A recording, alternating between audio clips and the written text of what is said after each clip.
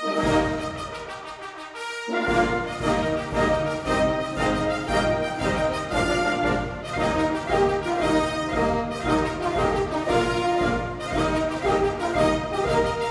week in Lembourgeois. Hotel Winselerhof in Landgraaf viert het 30-jarig bestaan. En veel optimisme bij feestelijke opening van Brightlands Heerlen.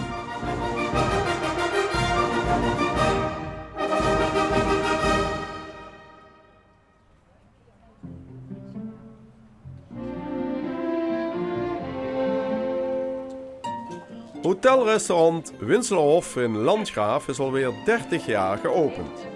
Dat werd deze week gevierd. Een van de aanwezigen was oud-minister van Cultuur Elko Brinkman, die destijds de opening verrichtte. Ja, 30 jaar Winselerhof, dat is al een hele tijd toch? Hè? Ja, ik was toen 36. Hè? Ja, dat is een hele tijd terug, maar het is voorbij gevlogen. En ja, we gaan dat vandaag vieren.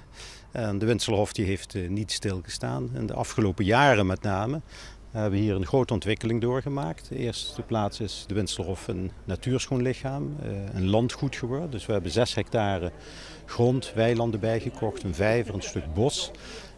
Vanwege de hele rijke fauna en flora hier. En ook voor de gasten dat zij veel meer kunnen genieten hier van de natuur, het Strijdhager Beekdal, de wandeling naar kasteel Strijdhagen. Het is een unieke plek eigenlijk hier. En we hebben ook in die ontwikkeling bijvoorbeeld een grote wijngaard aangelegd. En wij... Deze hier, ja. Dus zo groot is die ook wel niet. Hè? Nou, maar dat is de helft. Hè. De andere helft is aan de andere kant. Ja. Dat is Müller-Thurgau. Het zijn 600 stokken. Dus wij verwachten nu, ik denk dat we over een week, 10 dagen gaan oogsten. Toch zo'n 1200 kilo. Dus dat zijn toch behoorlijk wat flessen. Ja. Een heerlijke bollicino. We zullen hem straks proeven. Is dat tegenwoordig wat ze in marketingtermen noemen een unique selling point om de natuur erbij te verkopen? Ja, dat is het zeker, maar dat is ook omdat ik er erg van hou. Ik hou erg van de natuur en het landschap en de ecologie. Als je rondkijkt, hier springen de kikkers overal rond. Het is enorm rijk en dat inspireert mij en ik probeer dat ook op de gasten over te brengen. Dit is zo'n mooie plek.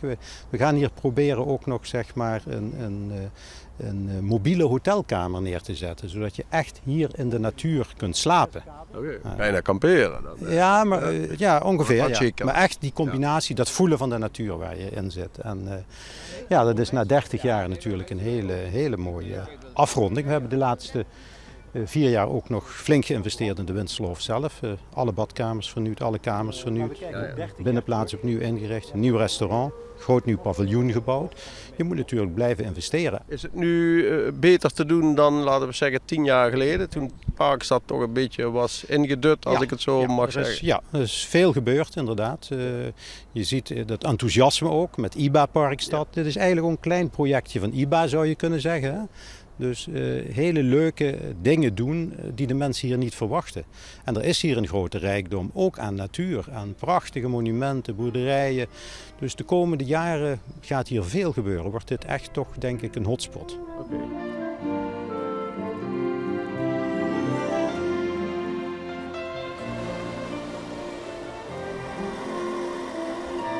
Ja. De naam staat erin.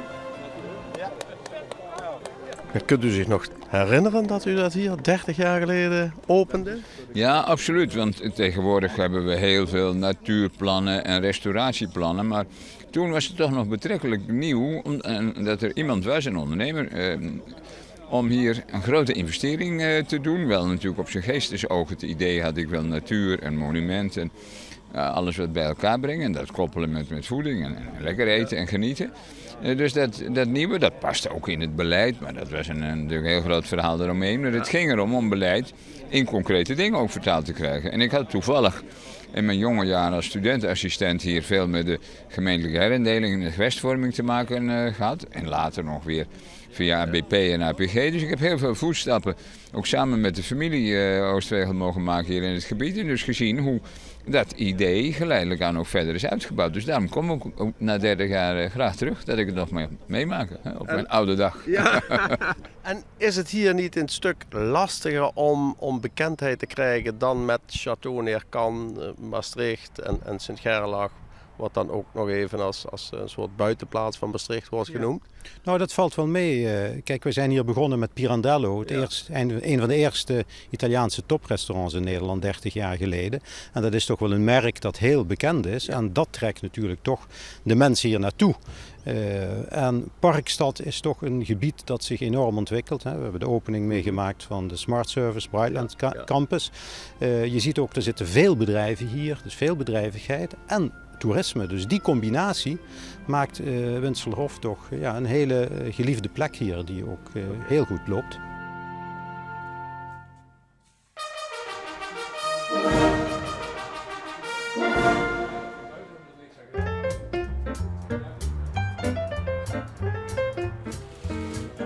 Heerlen heeft nu ook een Brightlands Campus en wel voor de zogeheten Smart Services. Digitale kennis als aanjager van de economie. Bij de opening waren onder meer Prins Constantijn, actief in deze branche, en minister Henk Kamp aanwezig. En die provincie, daar had u het ook al even over in uw toespraak, die onderneemt actief zelf mee. Hè? Doen ze dat misschien zelfs niet te enthousiast of mag dat wel vanuit Den Haag? Ik vind dat het goed is om dat te doen. Je merkt het ook in de buurprovincie Brabant, waar je ook een heel actief provinciaal bestuur hebt. En waar het ook goed gaat, ook beter nog aan Nederland als geheel. Dus ik denk een provinciaal bestuur dat er flink aan trekt, dat ook zelf de nek durft uit te steken, maar dat wel doet in goede samenwerking met het bedrijfsleven en met kennisinstellingen. Ja, ik vind dat een voorbeeld. Mag ik bijvoorbeeld noemen wat er in Born gebeurt bij de fabriek van Van der Leegte. Daar kun je als provincie passief alleen maar bezig zijn met je eigen ruimtelijke ordeningtaak. Maar je kunt ook proberen om zo snel mogelijk de voorwaarden te scheppen voor het bedrijf. Om de groeimogelijkheden die er zijn, om die te benutten. Niet alleen bij dat bedrijf, maar ook bij toeleverende bedrijven eromheen. Ik vind dat ook daar een hele goede rol door het provinciale bestuur gespeeld wordt. Ja. En nu wordt hier heel ambitieus gesproken over de kennisindustrie en smart service, et cetera. Maar ja, in de rest van de wereld zitten ze ook niet stil. Hè? Het is nu niet dat dat alleen hier gebeurt. Zeker niet, maar wij kunnen ons als Nederland met de rest van de wereld meten. Wij hebben een hele sterke exportindustrie, we hebben een heel goed onderwijssysteem. De samenwerking tussen overheden en kennisinstellingen en bedrijven is bijna nergens in de wereld zo goed als in Nederland. We hebben een hele goede digitale infrastructuur. We maken heel veel gebruik van internet op de bedrijven, de burgers, de instellingen. Iedereen doet dat. Dus ik denk dat als je kijkt naar de positie van Nederland in de wereld, hoeven we ons voor niemand te schamen. En kunnen wij de ambitie hebben om het voortouw te hebben. Het was mijzelf ook al een beetje opgevallen, maar u zei het ook duidelijk van veel ondernemers, ook jonge ondernemers, maar het vrouwelijke gedeelte bleef nog een beetje achter. Is dat typisch in heel Nederland of viel het u vooral hier op? Het is niet ontypisch, maar vandaag viel het me wel heel erg op. Ja. Maar we zien wel, ik zie nu steeds meer vrouwen in ondernemen en steeds meer vrouwen ook in de technologie. Dus het gaat wel de goede kant op, maar het blijft nog vaak achter. En vaak heb je zo'n rijtje en dan staat er misschien 1 van de 8 is dan een vrouw, of 2 of 3. Ja. Maar het viel me vandaag op dat er wel heel weinig vrouwen op het podium stonden. Ja. Ja, een feestelijke dag, maar nu begint het eigenlijk pas in de zin van nu moeten jullie je ook bewijzen. Nou, dat klopt, maar we zijn eigenlijk al begonnen. We hebben vandaag gezegd dat we al met 26 partijen hier op de campus aan het werk zijn. De helft ongeveer grote, soms internationale concerns en de helft kleine bedrijven, start-ups, MKB-bedrijven. Dus vanuit die basis gaan we zeker verder bouwen de komende jaren. Maar we hebben eigenlijk het afgelopen jaar al een vliegende start kunnen maken. Heeft u nog een tip of heeft u nog een top voor de mensen? Top vind ik te zien. Hè? Er komen steeds meer bij, al die bedrijven die meedoen. Een tip is, blijf wel vooral je eigen brand, blijf daar trouw aan. Het gaat over smart services, er gebeurt ontzettend veel op het gebied van data science. Blijf waar je goed in bent, dat zou mijn tip zijn. Ja, dit is typisch een voorbeeld hier van dat de provincie mee onderneemt en mee investeert in feite. Ja, iemand moet die eerste stap zetten en wij kunnen onze centjes in obligaties in Duitsland stoppen, maar we hebben er echt voor gekozen vanaf 2012 om veel geld in de economie te stoppen. En je ziet dat nu topbedrijven, maar ook kennisinstellingen, Zuidhogeschool, universiteit, iedereen doet mee. Ja, en je ziet wat er gebeurt. We hebben aandacht van het Koninklijk Huis. de minister. Maar belangrijk is ook dat er heel veel jonge mensen hier straks een toekomst hebben in Heerlen. Maar nu zijn er meer plekken in Nederland en zeker in de wereld waar wordt gedacht en gewerkt aan een soort Brightlands, ook smart service en de hele kennisindustrie. Dus het wordt een hele uitdaging om daar internationaal een beetje mee voorop te lopen. Ik maak me daar wat minder zorgen over. Als je ziet welke partners hier meedoen, APG, het grootste pensioenfonds ter wereld, de Universiteit Maastricht, de hogescholen, de overheden, provincie Limburg, internationaal georiënteerd die meedoet. Ook een gemeente als Heerlen die zich toch ook internationaal veel meer wil profileren, zeker in uw regio.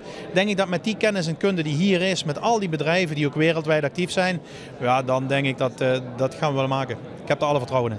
En dat moet ook banen opleveren in Heerlen. Absoluut, niet alleen banen, maar ook een stuk kennis, een stuk innovatie die nodig is. Waardoor mensen op hbo-niveau en hoger hier kunnen huisvesten. Ja, die combinatie die zou natuurlijk goud moeten opleveren voor deze regio en ook voor deze stad. Eigenlijk moet er dan een periode komen dat jongeren die gestudeerd hebben of gaan studeren, dat die minder snel de neiging hebben om dan maar naar de Randstad te gaan. Dat absoluut. En ik hoop ook dat we hierdoor nieuwe mensen naar deze regio kunnen halen. Ook jonge mensen die met vernieuwende ideeën aan de slag gaan. Waar we straks ook ons voordeel van hebben in onze wijken en in onze buurten. Maar kijk, die smart services, dat is natuurlijk op zich een heel moeilijk begrip.